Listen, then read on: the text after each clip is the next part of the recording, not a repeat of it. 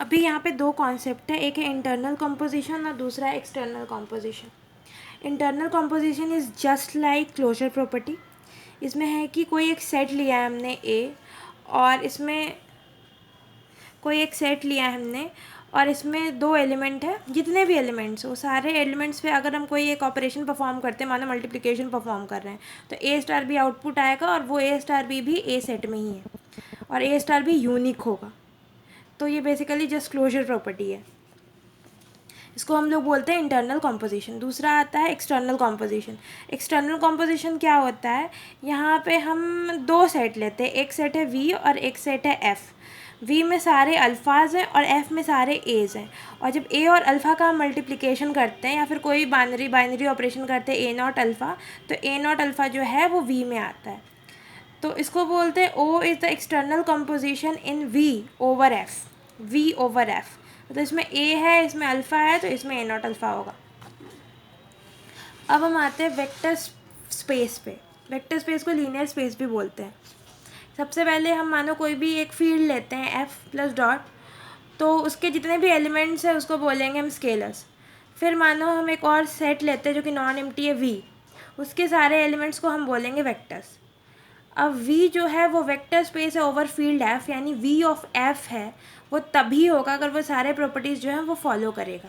अब वो प्रॉपर्टीज़ क्या है, सबसे पहला तो है कि वी प्लस जो है उसको एबेलियन ग्रुप होना पड़ेगा, यानी वी जो भी सेट है वो प्लस के अंदर उसको वो सारे प्रॉपर्टीज़ फॉलो करने पड़ेंगे, जैसे कि क्लोजर हो गया या फिर एसोसिएटिविटी हो गया, कॉम्यूटेटिविटी हो गया, existence of identity, existence of inverse. ठीक है। दूसरा है कि there is external composition in we over f called scalar multiplication denoted by multiplicatively. मानो एफ में ए बी सी जो भी है और वी में अल्फ़ा बीटा, ठीक है, तो ए अल्फ़ा जो होगा वो वी में बिलोंग करेगा। सारे a alphas for all a belongs to f, for all alphas belong to v. और इसको हम स्केलर मल्टीप्लिकेशन बोलते हैं क्योंकि वी जो अल्फ़ा है वो वेक्टर है और ए जो स्केलर है, तो जब इसको हम इससे मल्टीप्लिकेशन करेंगे इसको स्केलर मल्टीप्लिकेशन बोलेंगे। और उसके अलावा ये दोनों प्रॉपर्टी के अलावा ये चार प्रॉपर्टीज़ फॉलो करनी पड़ेगी। बेसिकली इसमें शो क्या करना पड़ता है कि स्केलर मल्टीप्लिकेशन सेटिस्फाई कर रहा है और वेक्टर एडिशन सेटिस्फाई कर रहा है। वेक्टर एडिशन मतलब अल्फ़ा प्लस बीटा, और scalar multiplication a dot alpha plus beta, तो मतलब a dot alpha plus beta equals to a alpha plus a beta, फिर a plus b dot alpha equals to a alpha plus b alpha, फिर a b dot alpha equals to a dot b alpha, one alpha equals to alpha. जो one जो है वो unity element है field F का, जो most probably one ही होगा, मतलब डिपेंड करता है, अगर मैट्रिक्स हो गया तो यूनिट मैट्रिक्स हो जाएगा।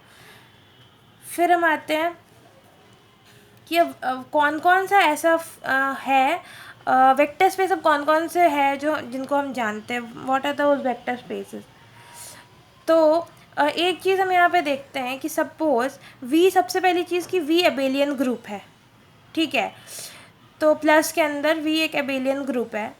और अगर मानो ए और एफ जो है वो फील्ड है, ये सारे कुछ वेक्टर स्पेसेस के एग्जांपल जैसे q over q, r over q, r over r, c over q, c over r and c over c. इसमें हम एक चीज़ नोटिस कर सकते हैं कि मानो सी ओवर क्यू है तो कॉम्प्लेक्स नंबर है, अंदर में है रैशनल नंबर। तो अगर इसके हिसाब से रैशनल और कॉम्प्लेक्स का जो मल्टीप्लिकेशन होगा वो कॉम्प्लेक्स में होना चाहिए जो कि एग्जिस्ट कर रहा है, ठीक है, मतलब इस दोनों का मल्टीप्लिकेशन बाहर वाले में होना चाहिए, इस दोनों का मल्टीप्लिकेशन बाहर वाले में होना चाहिए। लेकिन अगर रैशनल और कॉम्प्लेक्स का मल्टीप्लिकेशन तो रियल और कॉम्प्लेक्स का मल्टीप्लिकेशन तो रियल नहीं होगा, वो तो कॉम्प्लेक्स होगा, तो ये नहीं, ये गड़बड़ हो जाएगा। सिमिलरली दो रैशनल का मल्टीप्लिकेशन तो रैशनल होगा, सही है, रैशनल और रियल का मल्टीप्लिकेशन तो रियल में होगा, रैशनल हो सकता है मगर बेसिकली वो रियल ही होगा most of the chance cases में, इसलिए ये सारे फॉलो नहीं कर रहे। तो इसमें हम एक चीज़ दे सकते हैं, मतलब दोनों का मल्टीप्लिकेशन बाहर वाले के बराबर हो सकता है, तो बाहर वाला अगर सुपर सेट हो, अंदर वाला जो सबसेट हो, तब ही फॉलो होगा। जैसे कि क्यू जो है वो खुद का, एक तो खुद का जो सबसेट होता है क्यू का सबसेट, आर का सबसेट, सी का सबसेट, आर जो सी का सबसेट होता है, आर अंदर है तो ये सही है, फिर क्यू भी सी का सबसेट है, फिर क्यू आर का सबसेट है।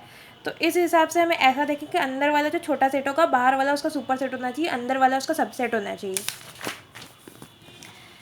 यहाँ पे इसका एक डेफिनेशन भी दिया है कि मानो कोई भी दो फील्ड है, कोई भी दो फील्ड है, ठीक है, एंड मानो एक एफ फील्ड और एक के फील्ड, और के जो है वो एफ का सबसेट है।